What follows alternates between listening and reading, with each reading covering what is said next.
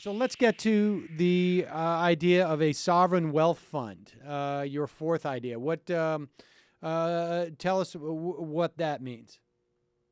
So I'll just talk about the Alaska Permanent Fund because it's a really good, vivid illustration.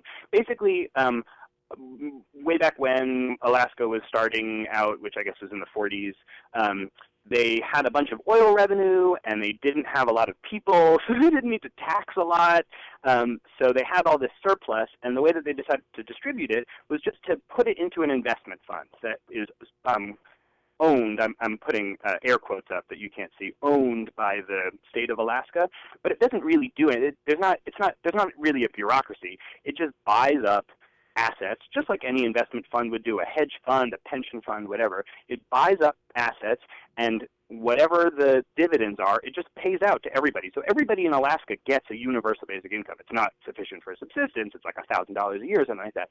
But it's just a dividend from this public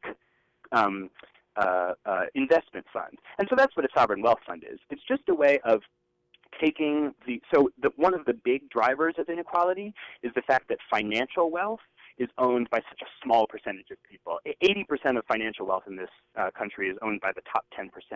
So they just suck up all of the dividends, all of the capital gains, all of this passive money. This would just be a way of directing all of that money to everybody, because the shareholders in the corporation, by and large, aren't the people actually managing the corporation.